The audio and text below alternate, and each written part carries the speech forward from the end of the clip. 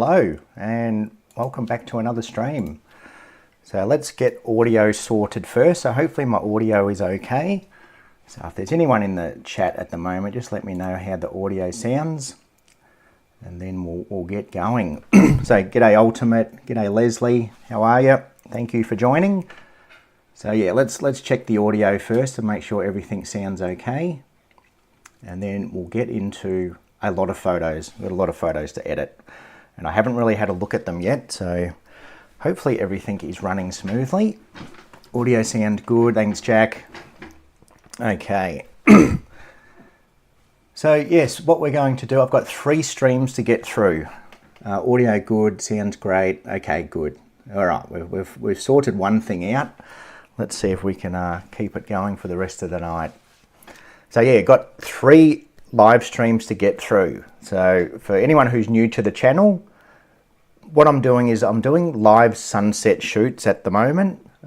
So showing you on location how I go through my shots, what I'm looking for in composition, lighting and all of that. And then this is the editing side. So this is a follow-up to my previous 3 streams, which I think I've sorted out my audio issues. So hopefully when I do another stream, audio should be fine.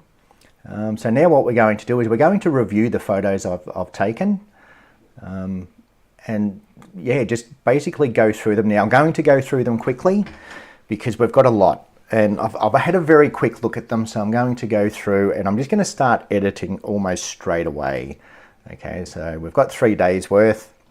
I think this was the last day. I've even lost track of which day we did. But yeah, this was one of the, I'll save the best till last basically because I've got some photos that I was very happy with. So I'm going to edit them last. So yeah, let's start with this one. Now, straight up, I'm going to apply my Seascape preset because these are all Seascapes. And straight away, that's just going to bring back a little bit of dynamic range. And again, this is just a starting point. So it's not, look, I probably won't do a full workflow on all of these just because we've got so many. So this is just a starting point to see what I'm dealing with. So just bringing down highlights, lifting shadows, gives me a better idea of what I'm looking at and whether it's worth editing or not. So I'm going to sync that to everything and check all. So I'm not going to explain things too much. I'm going to, again, I'll still do my simple and effective videos individually. So these are more so just to have a chat to people and to show raw files because we don't often get to see raw files unedited before they get posted onto social media or uploaded or printed or wherever they end up. So the whole point of this is to show you the raw files and to see how flat they are straight out of camera. They're very flat, lifeless. So that's why we're going to edit them. So again, very basic Seascape preset just to start with. So straight away, this image here, look, when I first looked at this, I straight away thought this would look good in black and white. And then we're going to get rid of some of our presets. So because it's a black and white, I'm actually going to lift my whites and I'm going to bring my blacks down just to make it even more black and white. Okay, and I think like a simple crop, if I unlock my crop tool and make it almost like a pano, and look at that, I almost got my horizon perfect. Okay, so I think that'd look really good as a black and white. So when I look for black and whites, that's what I look for, black and white without too many grey tones. So we've got this guy in the background with his yabby pumping his dog. So yeah, look, I think as a black and white, that kind of looks nice because at this time of night, we didn't have a lot of colour, clear sky. And as you'll remember from the live stream, the whole purpose I went out there was for the blue hour. And we'll get to them soon. So yeah, that's I just think that works well in black and white. It's a nice image for black and white. Not my greatest photo of all time, but it's something. Okay, so another one very similar. I just wanted to sort of get him in the shot as he was walking past. And this is where we get into our focus stack. So I sort of explained it a little bit while I was live. So this is going to be a focus stack. And let me quickly explain the focus stack. basically what I've done is I've focused on my foreground. So to try and get all these mangrove roots in focus, I've focused down here. And what that does is it creates the background to go out of focus. Okay, so I've shot at f8, which is kind of the ultimate, the sharpest setting for my lens. Okay, so f8 is going to be super sharp, and as we can see, we can see everything. We can see every grain of sand. You can see the weed on the mangroves. Okay, but the reason we focus stack is because we want that depth of field all the way through. Okay, so kind of, yeah, I explained it a little bit in the live stream. Because I was so close to the foreground, our depth of field gets thrown out. So then what I've done is I've taken another shot, and this time I've just focused a little bit deeper into the frame, and just keep focusing through the frame, through the frame. There's my good English kicking in. And as you can see, like even now in this shot, our foreground's out of focus and our background's still out of focus as well. Okay, because we're working at f8, we're at 40 mil, our depth of field is going to narrow down because we're so close to our foreground. And then finally we have a shot where we're focused on the tree. Okay, so that's a pretty typical photo stack. Not the most exciting photo stack you'll ever see, but it's a focus stack. Okay, so the purpose of it was more to show you how to stack all these images together to get a nice sharp image all the way through. So what we're going to do is we're going to select all of them. So if we click on the first image, click on the last one, hold shift, and that'll select all of them. Now, another thing I like to do is just quickly do a very basic edit, and then what we're going to do is sync it, because for a focus stack to work, we want every image to be as close to the same as, we want them all to be the same. Okay, we don't want any color shifts, we don't want any exposure shifts. Every image needs to be pretty much the same for them to stack. G'day Crusher, how are you? Yeah, I'm good. I was out there watching that sunset tonight, and I saw your pictures go up. It was a good sunset, and you got some good ones there. I like those shots that you put up. So well done, well done. Yeah, I went out to my favourite tree tonight. I had a friend with me who had never been out to the tree, so she was very excited to get out there and get some shots of that tree. So stay tuned for this tree here. But yeah, tonight's sunset was pretty epic. So yeah, anyway, back to this. I'll try not to get off track too much. So I'm just going to give it a very basic edit. Okay, like I said, it's not the most exciting image, so it's more about stacking them and show you the process to stack. So what I'm going to do is sync all those settings so everything's the same. My white balance is the same. Now, when I shot this, it was in manual mode. Okay, so I'm pretty sure I set my white balance to daylight as well. But when you do a focus stack, you want every exposure to be basically identical. So when they stack together, you're not going to get color shifts, exposure shifts, or anything like that.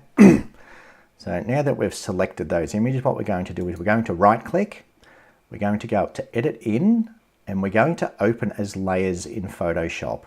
Okay, so if we open them as layers in Photoshop. Now I haven't had a practice run with any of these, and I haven't even really looked at them, so let's see if I remember how to actually focus stack. It's been a while.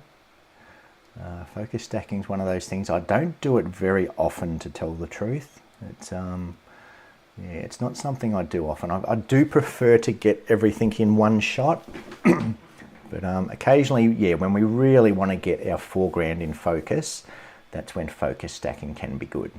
Okay, so now we've opened them as layers, and as we can see over here to the right hand side, they're all our layers. So they're all stacked on top of each other.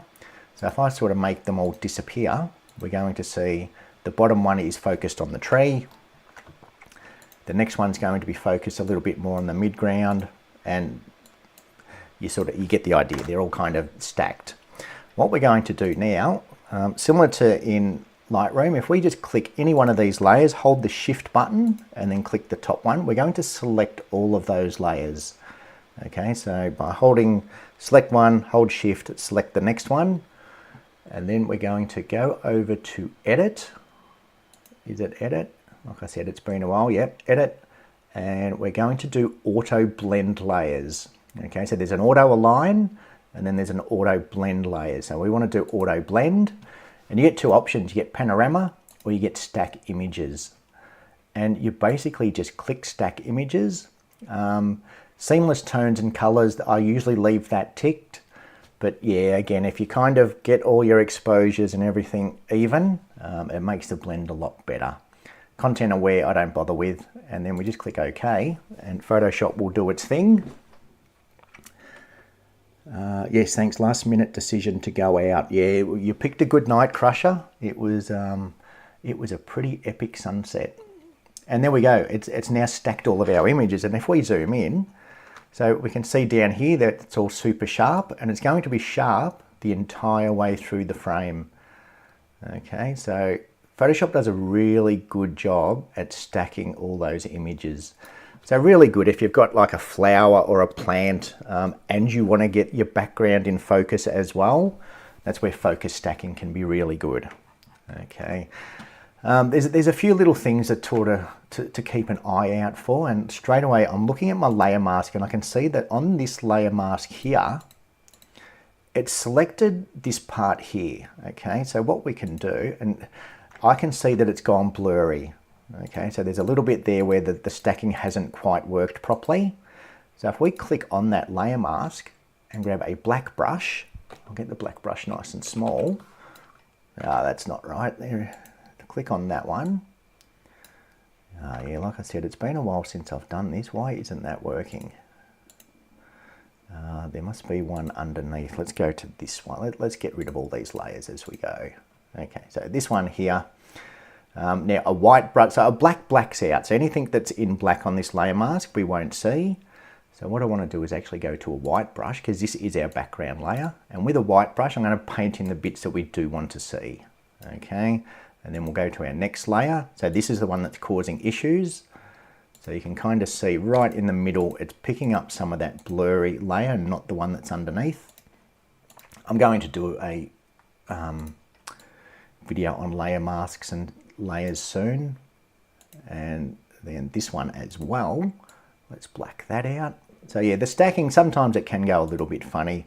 So if we just kind of make them all invisible.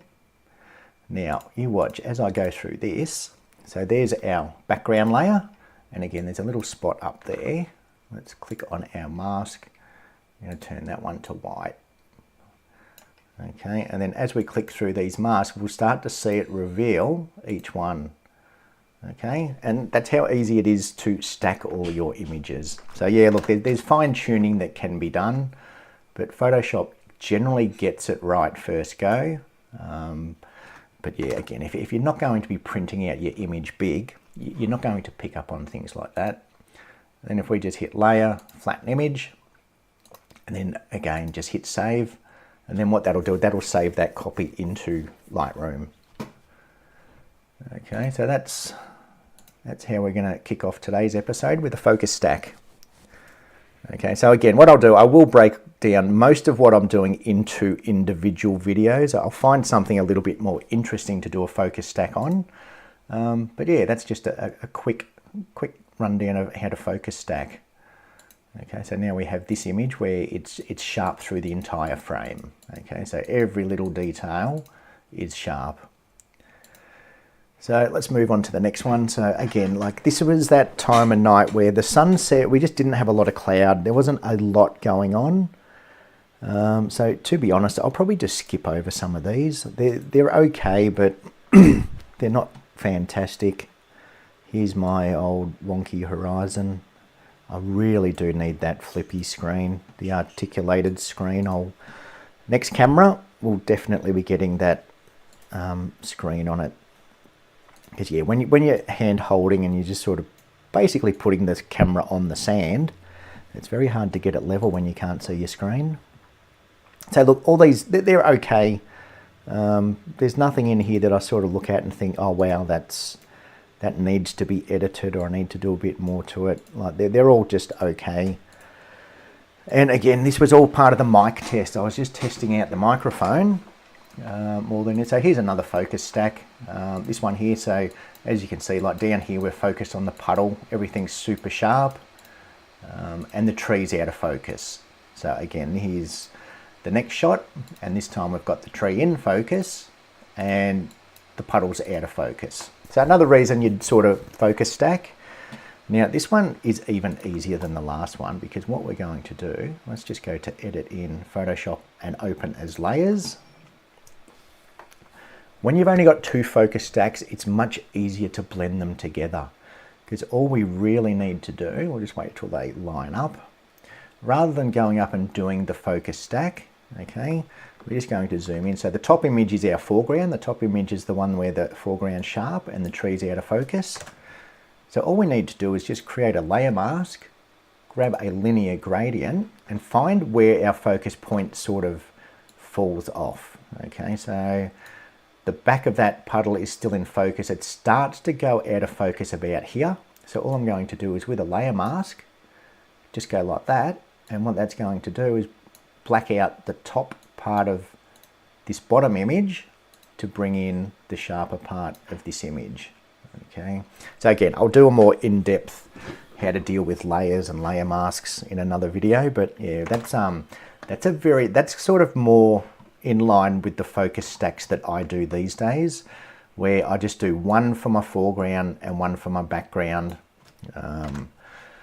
It's not often that you need to do a massive focus stack to get everything. Like macro photography, yes, macro photography that's a whole different kettle of fish altogether. If you want to get really serious about macro, then focus stacking is almost a must. But yeah, as far as seascapes go, that's a very simple way. So there's our original one with the foreground out of focus and then just in focus. So again, look, not my most exciting image. And again, it was just, we were just there to get the mic tested. Okay, so here's this image, and then here's Blue Hour. So look at the difference that Blue Hour creates. Okay, so even with my basic preset, I don't like all that purple or magenta in it. I might even cool it down a little bit. And yeah, I've just done a couple of exposures. And again, I mentioned in the live stream that, you know, this is a perfect exposure. If I reset that back to normal, I put on my highlight and shadow clipping warnings, everything's perfectly exposed. So what that means is I've got all my shadow detail, I've got all my highlight detail, everything's perfectly exposed. But if you just want to shoot in camera and get a heap more color, just underexpose. Underexpose will bring out all that color in the sky, okay, as opposed to this one where this is more evenly exposed, but we lose that color. So, you know, if we edit it, then we can get it to look like this. All right, but yeah, if you want to just shoot straight in camera and have your sunsets look a little bit more epic, just slightly underexpose. Underexpose will get you a lot more color in your sky. Okay, and we haven't even touched contrast yet. Bump up the contrast on that, probably brighten it up a little bit. Again, not my favorite shot, but it's something. Ultimate, haven't seen that method before, so cool. So the focus stacking method, is that the one? Yeah, look, the focus stacking method, there's lots of different ways. And look, that's the thing with Lightroom and Photoshop. There's unlimited ways of doing things. Okay, so I'm all about simple and effective. So if there's an easy way to do something, I will find it. That's kind of, that's how my whole channel started. I used to watch people do these videos and they'd talk for 20 minutes about how to blend two layers together, where I want to keep things very simple. So hopefully beginners can follow along. And that's kind of what I'm aimed at. I'm aimed at, you know, people that are new to Lightroom, new to Photoshop, try and keep it as simple as possible. Okay, there's a heap of tools that you just don't need. Okay, especially in Photoshop. There's tools in there that I don't even know. I've been using Photoshop for the good part of 15 years, more than 15 years, close to 20 years I've been using Photoshop.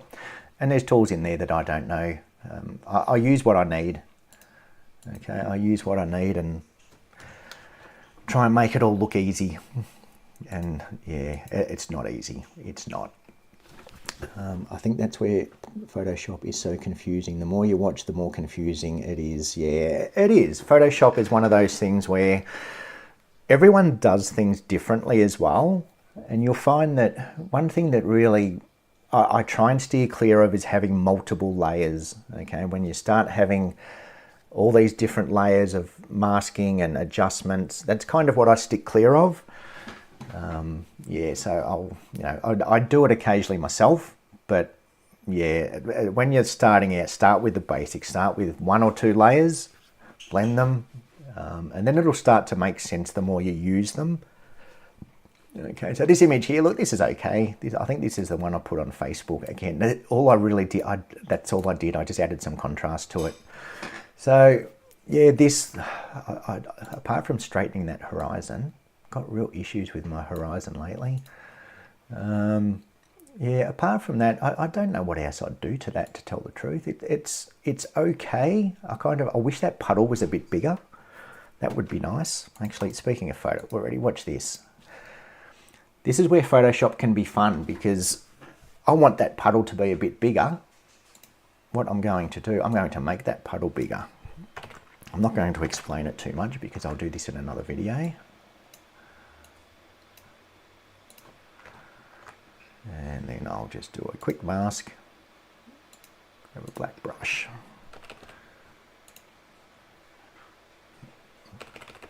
And I am just going to do a very quick mask across here. One tip, if you want to get a straight line with a mask, so I've got my black brush at the moment, I'm going to paint black here. I'm going to hold shift and then paint black on the other side, and it does a dead straight line.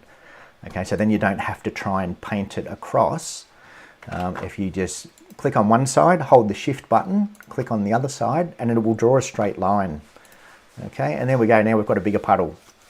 So that's where Photoshop can be fun. You can, do things like that if you want to. So there's our original image with the small puddle, and then we've just made it a bit bigger. Okay. So yeah, look, it's again, it's one of those images that it's okay. Yeah, it's okay. I'm just playing around now. I probably should just get back on track. I'd probably do something, I think, just darkening down the edges a bit. Just give it that dark and moody. If Pam pops in later, she'll like the dark and moody. Okay. So yeah, that image, again, it's okay. It's not one of my favorites. But yeah, that's how you can make a puddle bigger. So all I really did was I copied the bottom half of the image, and then by pressing Control and J will copy just that selection that I've done. Okay, and then Control and T, we can transform, and we can make that puddle as big or as small as we want, and make it look stupid. Anyway, I'll move on. Let's get into some of these photos, because we do get some that are okay. Again, yeah, these are all pretty much, they're all pretty much raw files. I haven't really done much. And again, it was one of those nights where, look, the blue hour was nice. Okay, so we've got some nice photos, but I've got better ones. And that's kind of, I've got better ones, so I'm not going to spend a lot of time with these. They're okay. This one I do like. This has potential. I could probably have a bit of a play around with that. I do like that puddle there. The sky looks nice. I love those tones in the sky. If I was to do anything to it, probably just crop it in a little bit, turn it almost into a pano. So that was that shoot. And again, like I mentioned before, this was more just to get my audio issues sorted. So what we'll do now, let's go back to our library and have a look at the next day. I really want to get into the last lot of photos that we did, because they're the ones where we can sort of, I'll give you a sneak peek, but these, for those that remember, that was this night where everything just lined up. I love the clouds, everything's perfect. Okay, so those ones, we'll spend a bit more time on them. We'll get to them soon. I just want to keep on track and keep showing you my raw files. So from all these live streams that I've done, we're going to show you the raw files. And I almost live streamed tonight. Geez, it was good. Tonight was very nice. So these were before the live stream. So yeah, on my way there, again, I had my wide angle lens, so I couldn't really get in close. But yeah, osprey sitting up in the tree. And I did get an action shot here. Okay, so if you have a look at this thing coming out of his bum, there's an action shot of an osprey having a poo. Anyway, we'll move on from that. So yeah, this is, I mentioned this composition. I love this composition, but I just don't like the way these mangrove roots get lost into the background. Okay, and I did play around with it a bit and I still didn't get the shot that I wanted. Okay, it was, let me just apply my Seascape preset. So for anyone who's new, the Seascape preset, all I do is bring down my shadows, bring down my highlights, lift my shadows, bring down the whites, lift the blacks. Okay, ultimate, I love it when you get those shots. Yeah, it was, luckily he was pointing away from me and he wasn't pointing at me, because if I had been standing in the firing line, I don't think I would have live streamed. They say it's good luck though, isn't it? If you get pooed on by a bird, isn't that good luck? So yeah, like I said, like I love this composition, but it annoys me that we've got all these, the mainland in the background. Okay, because yeah, everything about that composition I do like. And I did play it, let me just sync that to all of my settings again. Like it's just, the preset is just so I can get a better look at all my detail. I can see my highlights, I can see my shadows. So again, this one here, now they're really getting lost in that background. I'll turn my clipping warnings off but yeah, that tree. I tried, and here I just tried to get up a little bit higher, and that kind of separated a little bit more, but it just, yeah, it's one of those trees that, you know, there's only one way to shoot it, and that's kind of what I did in the end. So again, I was just kind of playing around with different compositions, trying to find something that would work. And I think I did explain that in the video as well, because I will do shots that don't work. That's another point of the live streams, is I'm going to take photos that don't work to show you why they don't work. Okay, so if we have a look at this composition, for example, like everything about it is nice. Let me just zoom in so we sort of get a better look at the tree. Let me lock my ratio actually. Like everything about that tree I like. Okay, I like the shape of it, I like where the sun is, but just how those roots get lost in the background. I physically cannot get any lower. The camera was literally on the mud.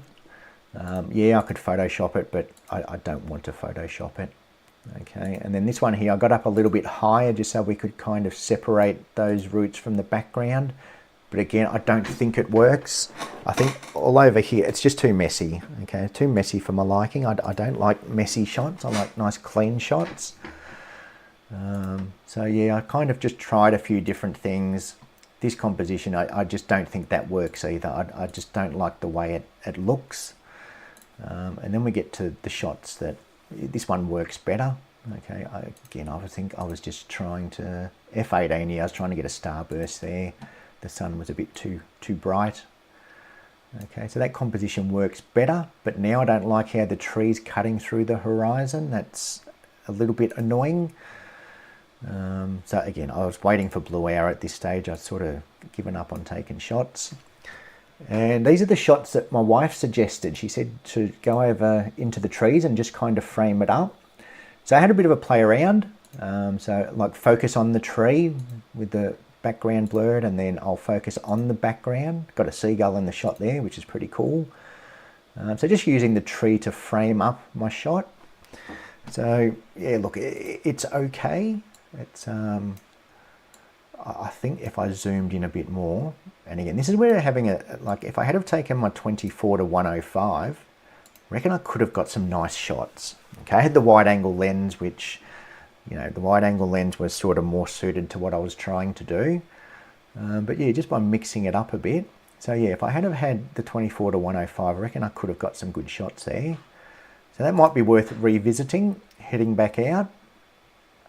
So this one, again, this horizon really annoying me. Again, just trying to get that tree in the shot. Yeah, kind of frame it up about there. So again, they're nice shots, but I don't think they're really my style, if you know what I mean. Okay, so this one here, I've kind of focused on the tree to get the texture with the sun blurred in the background. So again, it looks, you know, it looks kind of cool. It looks okay, but again, it's sort of, this one looks nice as well. And again, now I've just sort of exposed more for the tree, just playing around, basically sitting around waiting for that blue hour to kick in. So yeah, Knots loves it. Good. So I think I captured what you were putting out. I think that's what you were saying. So this one I do like. This one I like how it's framed up, and just like having that, I'm pretty sure it's a seagull flying through the frame at the right time. That one I do quite like. I think that's nice.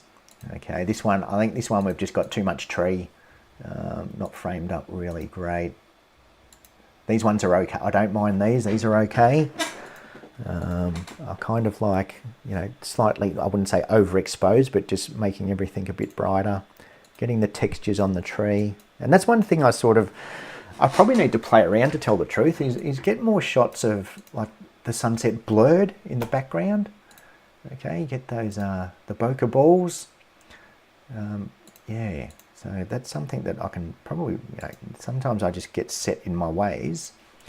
Okay, now we're back to getting like the composition that I was after.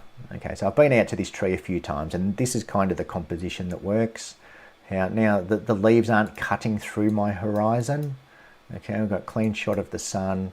It's still going through the horizon, but you know, the main part of the tree is above the horizon, so it gives that nice separation. Again, over here is a bit messy. I think I'll move around eventually and get that out of my shot. Eventually. Yeah, so these are just sort of playing with the sunset. And then we go from sunset straight into blue hour, and that's kind of where the magic happens. Okay, and again, this is, so that's kind of like the base shot, the well exposed, everything's exposed correctly. And then this one's deliberately underexposing and getting that color back into the sky. So I haven't even touched my white balance. Again, this one here, you know, just getting back from my original preset, this one I would bring up my whites a little bit and take my blacks down. Okay, so even though I always start with a preset just so I can see what I'm doing, and I think just this image looks good contrasty. Okay, it's one of those ones that it does look nice contrasty. Okay, and these sort of shots, I don't do anything in Photoshop. I don't need to do anything. If anything, I'd probably just crop in that side a little bit. I love the way the cloud's framing up the shot. Okay, I've got all this cloud coming in and kind of framing up the shot nicely. So yeah, look, you know, that's the shot that I wanted. I've got lots of shots like that, but that's what I wanted. And when you get something like this, you don't need to do much to it. Okay, you don't need to crank up your saturation. It's fine as it is. Okay, I don't like oversaturated images, and that's one thing you'll notice with me. I very rarely boost my saturation. I never boost saturation. Sometimes I'll give them a little bit of vibrance, especially for Facebook. Facebook loves vibrance. Put a big vibrant picture on Facebook, and everyone will like it. It's a given. But yeah, I very rarely give it extra vibrance. Okay, just adding contrast brings up the color enough. Ultimate, it's kind of cool how you don't have the whole reflection in these ones. The branches are enough and go into the sand, ripples nicely. Yeah, it's I do get one because again, Kath mentioned it to me about getting the reflections, and the reflections, yeah, it's sort of, the pool's not big enough. I think the reflections get a little bit lost. If that the pool of water was a little bit bigger, we would get really nice reflections. Okay, so I think the fact that it's kind of, I think this one works better where you get just enough reflection, but you're still getting all this texture in the sand. Like, to me, that I just love that shot. Okay, I love that tree. The tree's interesting. It's you know, who needs to go to New Zealand and get the Wanaka tree when we've got stuff like this 10 minutes from home? Well, 10-minute drive and then a half an hour walk, but you know, it's close to home. We've, you know, and that's one thing I'm sort of big on. I don't want to get the shots that everybody gets.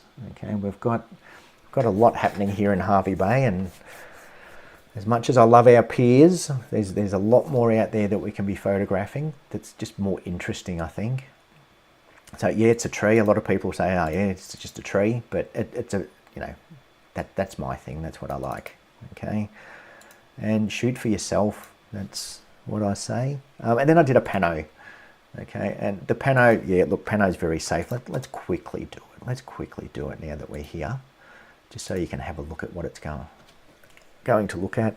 So I can see what it's going to look like. I can't speak. It's been a long day.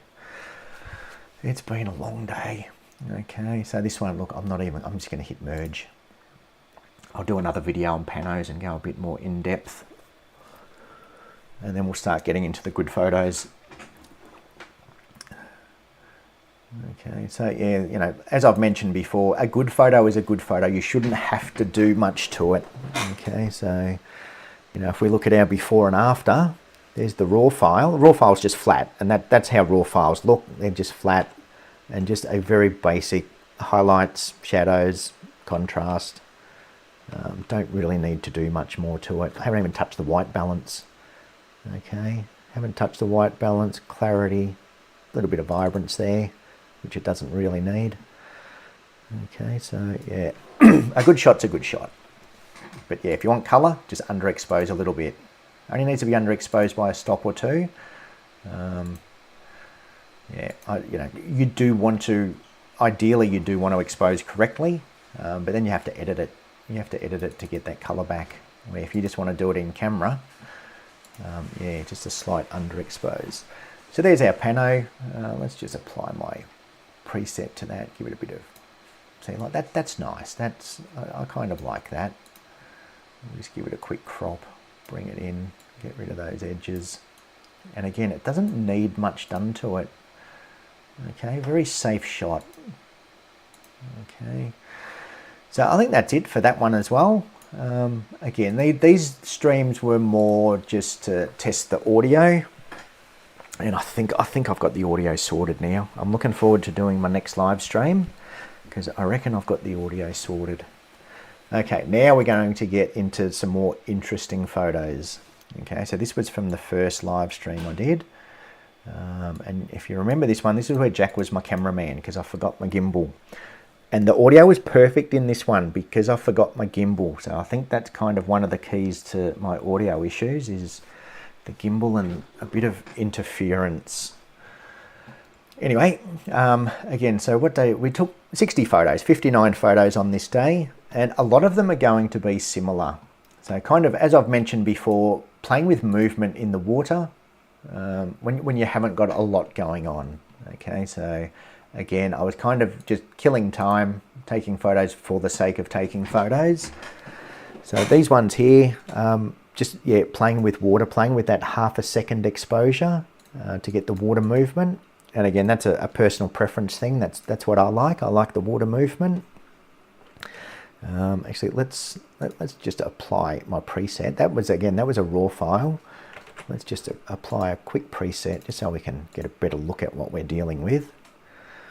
Okay, so that one I don't mind. That one is actually okay. All right, this guy's not doing a lot at this stage. That one's nice too. That one's okay. That one's a bit messy. Yeah, that one's whatever. That's whatever. No. Too much water in that one. Too much water. That one, no. And that's why, yeah, if you're going to be playing with different shutter speeds, take lots of photos. Because if we have a look at this shot compared to this shot, like they're completely different. Okay, and different composition just simply because of the water flow. I just had my hand over the microphone then. I'll try not to do that again. So yeah, just by changing composition, not changing composition, changing shutter speeds, getting that water flow just changes things up. That one's not too bad. Okay, now what we're going to do, we're going to take a quick look at removing items from a photo. Okay, so I know, I think it was Ultimate that mentioned this, like removing items from a photo. Now, I still use Photoshop. I think Photoshop just does a much better job at removing things. To do it in Lightroom, we've got this little, what looks like a Band-Aid tool. Okay, and we've got three options. The first option is remove, the second one is heal, and then you got the clone. Now, the heal and the clone, I don't know why they're still there, because they basically do the same thing. Okay, so the healing brush, if we paint there, what it's going to do is sample somewhere near it. Okay, so as you can see, it's sampled, and we can grab that, and we can, you know, we can move that wherever we want to take a sample. That's a very old Band-Aid tool. Okay, that's, yeah, I don't know why we'd even use that anymore. You know, if it's removing a dot in the sky, so for example, did I have some dust? Yeah, I do. I've got some dust up here. So removing sensor dust, it's fine, does the job well, because then it's going to sample somewhere very similar. Okay. The clone stamp tool is basically identical. Okay, it does the same thing, and it just samples from a similar area, and you can choose the area. Okay, so those two tools, very similar. For removing dust spots, that's about all they're good for. When it comes to removing objects, they're almost useless. Okay, so as you can see, it's just going to sample, and you've got to line up your horizon to get it straight. It's, yeah, I think it's time they did away with these tools. This one here, on the other hand, this is the good one. So the remove tool, let me delete this.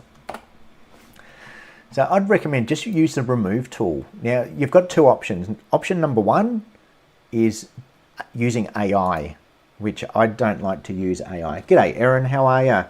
The composition of the photo looks great. Thank you, thank you. Yeah, look, I was pretty happy with some of these, especially with all that water. I think that looks like everything's kind of leading towards the sunset. We've got kind of leading lines. We've got kind of the triangle leading out to the sun as well. So composition-wise, you know, it's a pretty safe composition, but getting that water movement, that's what I love. I love getting all that water movement. I think that's cool. So yes, thank you, and welcome to the stream. Okay, so back to the tools.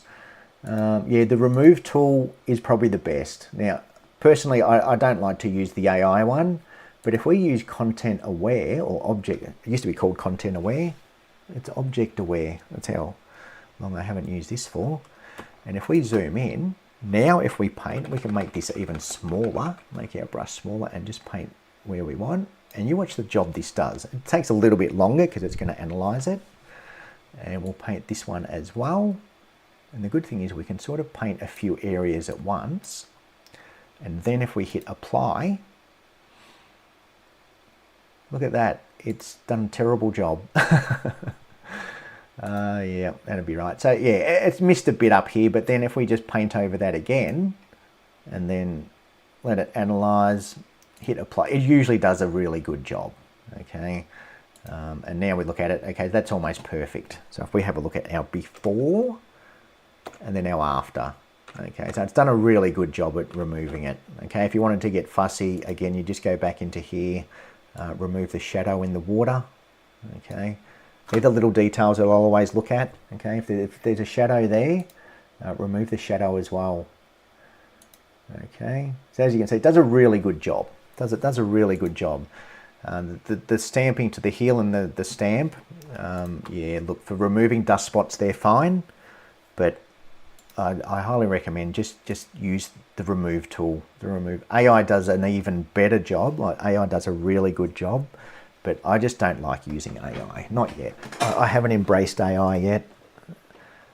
So yeah, that's how you remove things from Lightroom. Okay. Like I said, I think Photoshop does a better job. Very similar tools in Photoshop, but I think it just does a better job. Okay, but that's fine. That's fine for what we need to do. Moving on to our next photo. I'm not even going to bother editing these because, like, yeah, they're okay, but I don't think I need to edit them. Again, this shot, the sun was very bright, so I put the sun out of my frame to try and get that golden glow on the rock. So that, again, it's okay. It's not an epic shot. And if you remember in the live stream, I'm pretty sure I did say, look, I'm just going to take shots for the sake of taking shots. So we're not standing around twiddling our thumbs. And from memory, I think I start to play around with shutter speeds. I think I did. Let's have a look. So these are all that half a second exposure, and that's what I like, okay? That's a personal preference thing. I like that movement in the water. Actually, while we're here, just to enhance that the water, this is a cool little trick. This is kind of, I think I covered it in the last one, the dodging and burning. So if we grab our brush tool, and all I'm going to do is lift my whites. So if I just grab my brush tool, lift my whites, make my brush a little bit bigger, and then just paint those white areas. Okay, then it just sort of enhances just the white part. So it's just enhancing the whitewash. Okay, so we can make it smaller, get right in on those waves. Okay, and you know, I'll overdo it just for the sake of YouTube, but yeah, just by using a white brush rather than like exposure will make everything brighter, where the whites, it will just target the whites and kind of leave our highlights and shadows and everything where they are. Okay, so that's another reason I kind of, with my preset, I generally bring down my whites and lift my blacks. So then I can start adding in the whites and blacks where I want it, rather than throughout the entire image. I can just add in some whites and blacks where I want it. Okay, so yeah, that's a cool little trick. And if we have a look at our before and after, so before and after, and yeah, Lightroom's gone a bit funny lately, where that raw file, it looks very purple, where if I reset this, and now it's not purple, and that's reset. Yet as soon as I do any sort of adjustment, so we'll just do a basic Seascape adjustment, and then I'll go back and yeah, Lightroom's going on, because I used to think that, I mentioned that I was using the K and F neutral density filters, or ND filters, and I thought they had a purple color cast, but I think it's Lightroom.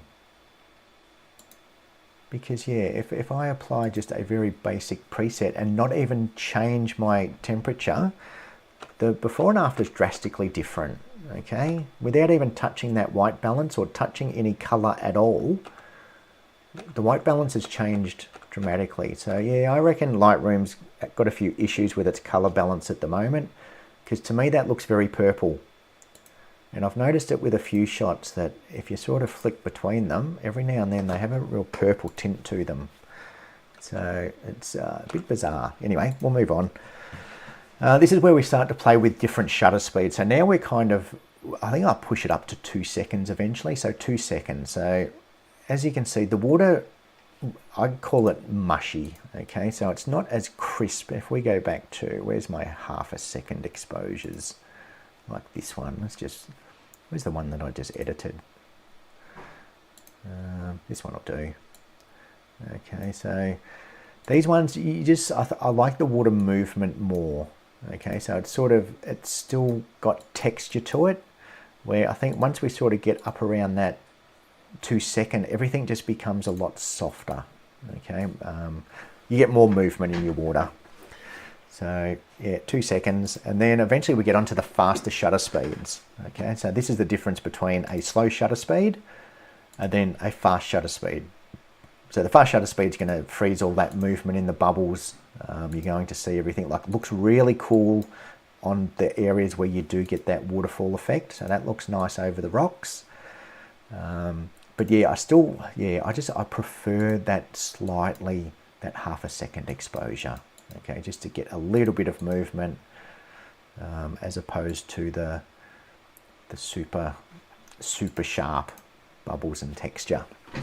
But you know, and that's the good thing with photography. We all see something different. We all like different things.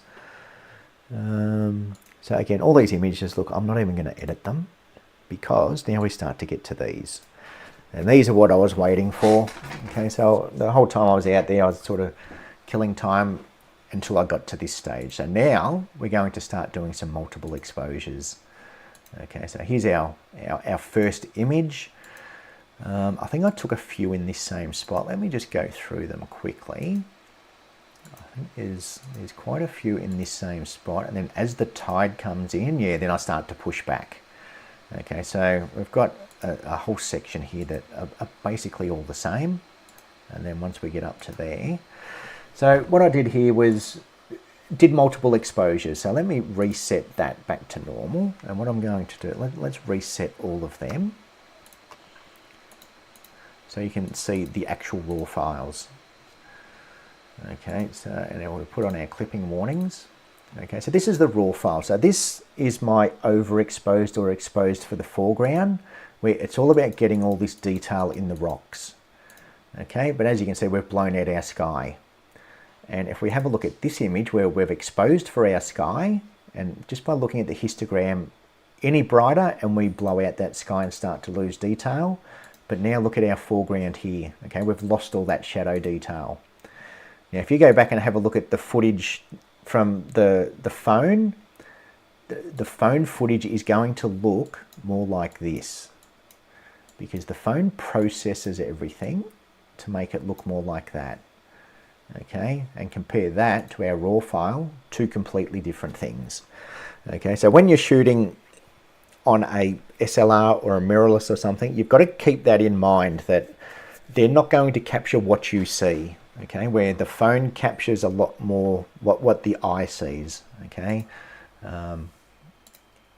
cameras capture information. Okay, we're gathering information, so then we can start to put it all back together how we saw it.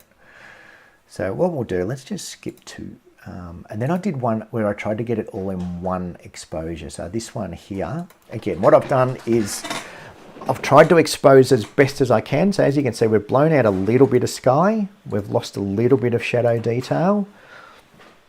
And look, if you're just uploading to social media, that's perfectly fine. Okay, you know, that I've done another video on this where that's perfectly fine. That's, you know, that's a nice shot. Everything's kind of there. You probably, you know, do a bit of a gradient and get some of that sky back, or even just select sky. Let it detect the sky, and then just bring down your exposure a little bit. Okay, so for social media, that's fine. That's perfectly fine. Now the issue is if we want to print this out nice and big, you're losing detail in that sky. Okay, if we look at this sky, okay, even without touching anything, look how much more detail there is. Okay, in the two, where here we've just got like white, mushy, like lack of detail. Even if we bring it down and we've got kind of, it doesn't look nice. Okay, so that's where two exposures, if you want to get all that detail in the sky, two exposures is almost a must when you're shooting into the sun. So what we're going to do is we're going to blend rather than just take a compromise. And like I said, if if it's just for social media, you can compromise, just get as much of it as you can and, you know, bring back whatever. But in the case of me, I want all that detail. I want to see everything down here, and I want to see everything up here. So we're going to do a very quick exposure blend. Now, Lightroom does a pretty good job of exposure blending when you don't have too much movement.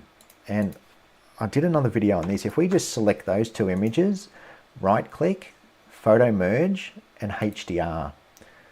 Okay, gone are the old days where you had to do multiple exposures and bracketing and what have I done? I've picked up the wrong two images. Let's do that one and that one. So yeah, select our two images, HDR.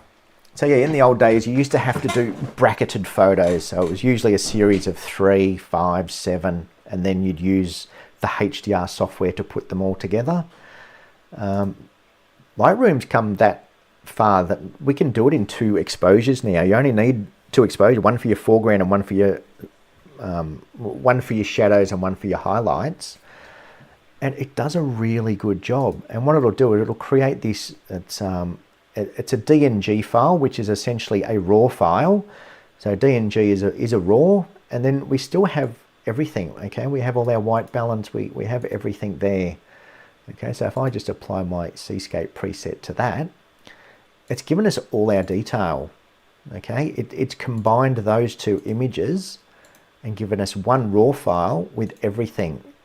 So, you know, down here where we've lost detail in those blacks, if we bring up the blacks, it's pulling detail out of our shadow image. Okay, so it's it's remembering that we've got two exposures, and then as we lift our blacks, for example, it's pulling detail out of our bright exposure, and when we bring down our highlights, it's bringing detail out of our darker exposure. So really good. Like Lightroom now and that HDR merge is very good. Where we have issues is when we have movement, but you're still going to have that issue in Photoshop as well. So look, that is a good way of blending them together, but a better way is to do them in Photoshop. So what we're going to take those exact same images.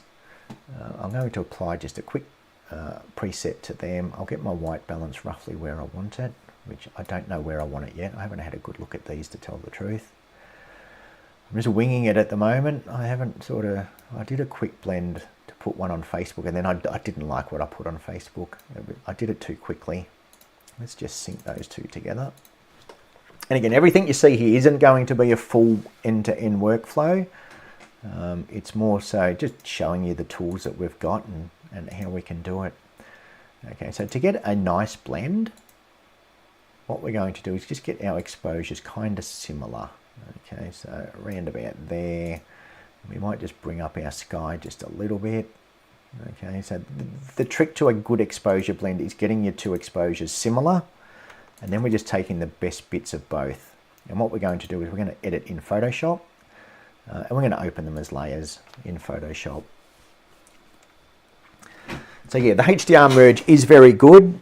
It's a little bit random, as in sometimes it will take certain parts of one image. So for example, it might see that this water is very bright, so it'll bring in part of the darker image, where this way you get a lot more control. In Photoshop, you get a lot more control.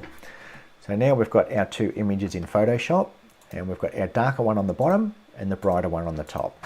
Okay, and straight away I can see a heap of movement in the leaves between the two images. Okay, so that will we'll deal with that. But the first thing I want to do is just blend them together. Okay, so that's the exposure for my sky, and that's the exposure for the foreground.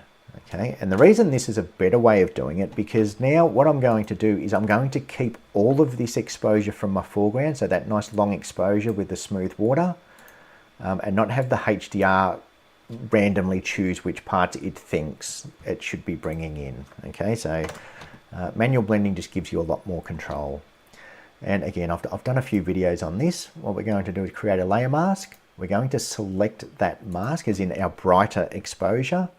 Go to channels, hold the control button, select RGB, and that's going to create a luminosity mask. So it's going to select the brightest parts of the image, and then all we're going to do is click back on our mask, and with a black brush, we're going to paint out the bits we don't want. And we can go over that tree because it's only selecting the brightest parts.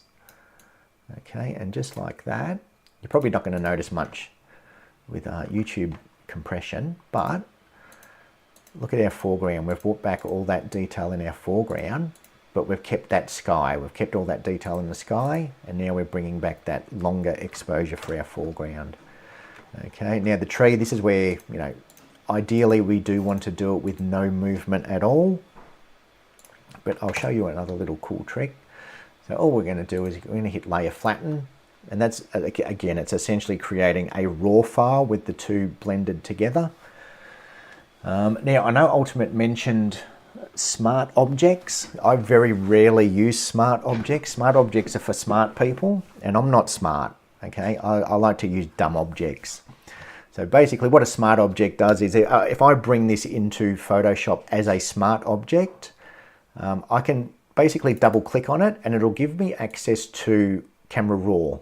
Okay, we also have access to a Camera Raw here anyway, which doesn't bother me that it's not coming in, because then I can just choose my Camera Raw. Now the white balance is different, but I'll save that for another video. But the reason I don't bring in a smart object, because if I want that original raw file back, I just go back to Lightroom. Okay, and then I find the one that I want, which I think it was this one. Or was it this one? It was this one. Okay, so this is where what I'm now going to do is I'm going to blend in this tree because this was a slightly faster exposure, or was it? No, that one's nicer. Okay, so that tree is a bit nicer. What I'm going to do is I'm going to brighten it up and I'm going to completely overcook this because all I'm looking at is that tree. That's all I want. So now, again, I'm working with my smart object essentially. This is my smart object. This is my original raw file with all the information. And then I'm going to edit in Photoshop.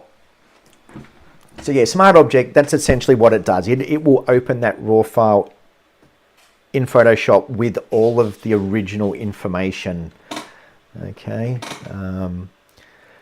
which means you can, yeah, like I said, you can double click on it and then you've got access to your full Adobe Camera Raw settings. Okay, lots of other reasons for smart objects, but yeah, that's the main one, that you've still got access to the original. But yeah, I've just pulled in the original file. And now what we're going to do, because now I just want that tree, if we just select, I'm just going to select I'm going to do this very quickly and very roughly. The longer you spend on this, the better. And then I'm going to do what is called blend if. So if I double click on that top layer, you get this little layer style come up. And this bottom slider where it says underlying layer, if I bring that down, it's going to get rid of the brightest parts. Okay, so I'm just going to bring it down until I've got, roughly there. And then if I hold the Alt button, I can split that and it'll start to feather it. Okay, so now that we've feathered it, I'm just going to bring it, I'm going to overdo it just so we can kind of see what it's doing. Press OK. Now if I hide my background, all I'm going to do is quickly create a mask, black out the bits that I don't want, and it'll make a smoother blend. So I'm just going to black out all these bits that I don't. All I really want is the leaves. So again, like the longer you spend on this, the better the blend will look, but I'm just going to do this very quickly for the sake of this video. Get in the middle there, I don't need the tree trunks. Again, the longer you spend, the better it'll look. Okay, and then if we zoom out, as you can see, it looks very different, but then if we just start to sort of bring down that exposure and get it blending in with the original one, okay, so then it's just lifting the greens a little bit, just to bring in some of that detail in those leaves. So again, it works a lot better when you don't have movement in the trees. There are other ways of doing this, but I don't want to spend too long editing. Okay, so that's a very simple exposure blend. So we've blended 2 exposures and then we've kind of blended a 3rd exposure, getting more detail back into that mangrove. Okay, and again, you can bring down, if we take it all the way down and then just slowly bring it up, you don't want to have it all the way, it just looks unrealistic. And as with everything in Photoshop and Lightroom, subtlety. Being subtle is the key. Okay, so when we just bring up a little bit of color. Okay, and then layer, flatten image. Okay, and that's what I mean with like keeping things simple. You'll see that I flatten my layer quite often because I don't like to have a heap of layers.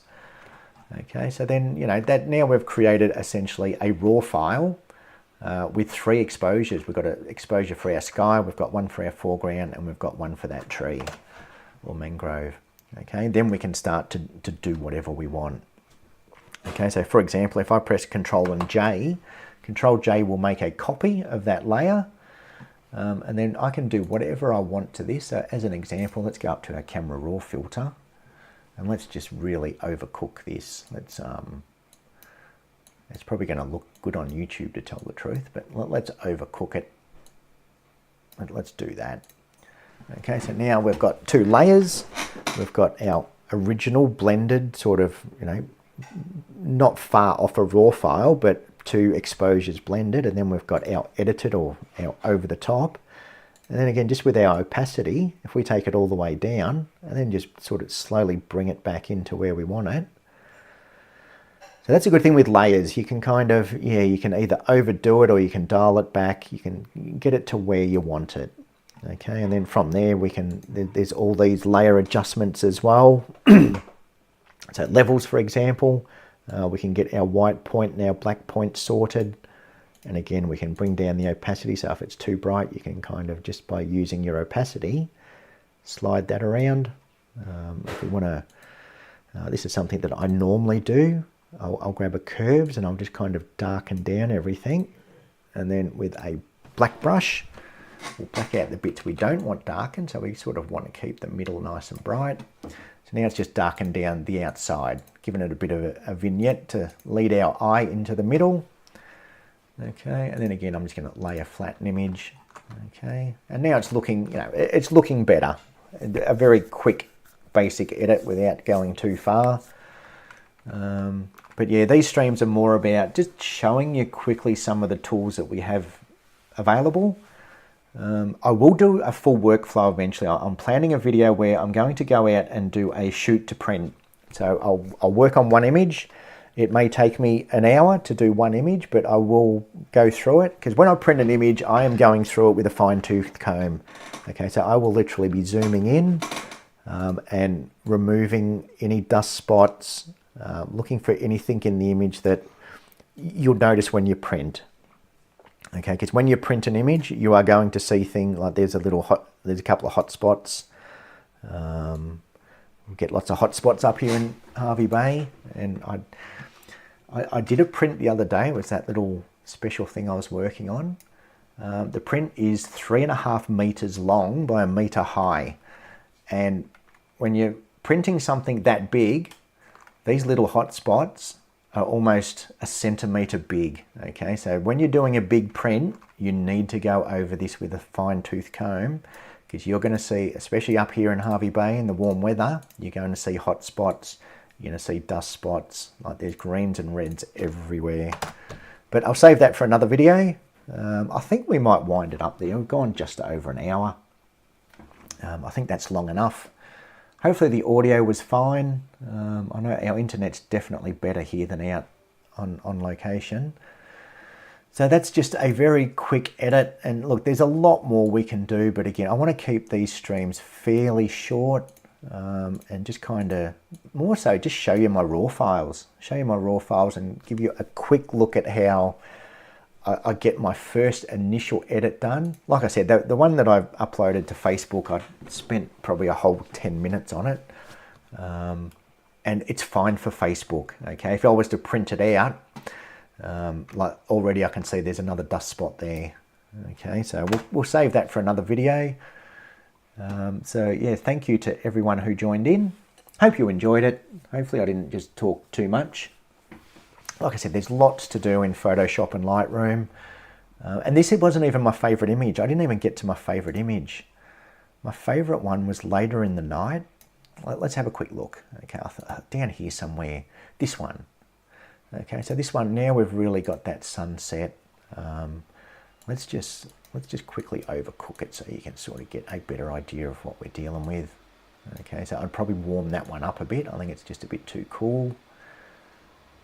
Okay, so again, like I might even print one of these to tell the truth.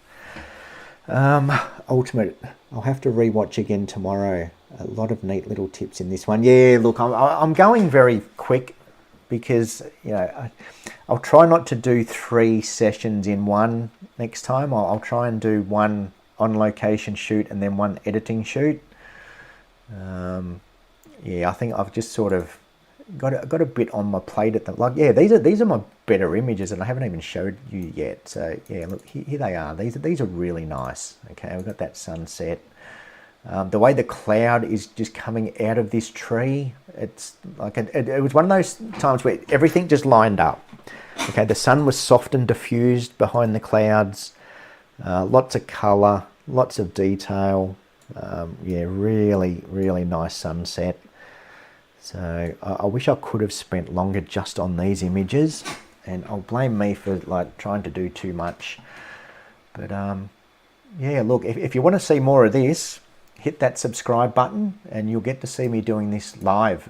And I'll kind of talk through why I'm doing it and how I'm composing it. And you know, this is the fun part. We go out and we take these photos and then we come home and we've got this to play with. Okay, we've got images like this that we can play with.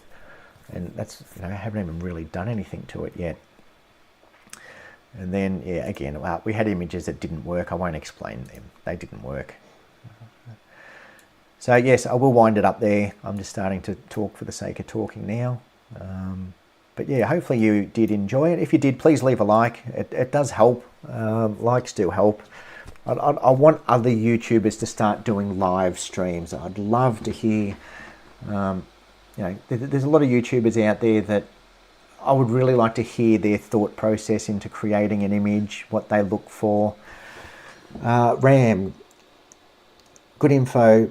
Appreciate your efforts. Thank you very much. Yeah, thank you for joining in.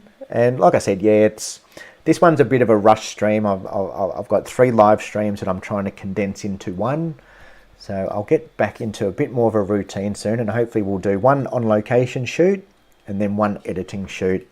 And I can spend a bit more time explaining what I'm doing rather than just going through it quickly. Okay, but yeah, subscribe to the channel. I'm going to start working. I've already started working on some shorter videos covering things like layer masks, removing items. I'm working on a big one, which is going to be a complete guide to sunset photography. Going to be from beginner level to intermediate, expert, pro. It's going to cover everything from sunset all the way through. So stay tuned for that one. Yeah, lots of plans. But yeah, the live streams, yeah, look, I enjoy doing them. I think it's cool. So thank you again to everyone. Oh, Pam, I just noticed I managed to tune in a bit late. We'll rewatch this with the others. Yeah, no worries. Thanks for popping in. It was a very late notice stream. I went out tonight. I almost did another live stream tonight, and I'm glad I didn't, because then I'd have even more photos to go through. But yeah, tonight's sunset was pretty epic. You reckon this one, look, this one was probably better, but tonight's was good. Tonight's was a good sunset. So yeah, stay tuned to the Facebooks and the Instagrams, and I'll pop some of those photos up soon. So yeah, look, better late than never, Pam. So thank you again. So yeah, thanks to everyone that was here. I won't say names because I'll probably forget someone. But yeah, thank you to everyone who joined in. And yeah, stay tuned for more episodes soon. And hopefully, with a bit of luck, now that I've got my microphone sorted, we might do our next stream down at one of the piers. So we might go and visit either Scarness, or we'll go and visit one of the piers. All right, so thanks again, and hopefully I will see you sooner than later. Okay, see ya.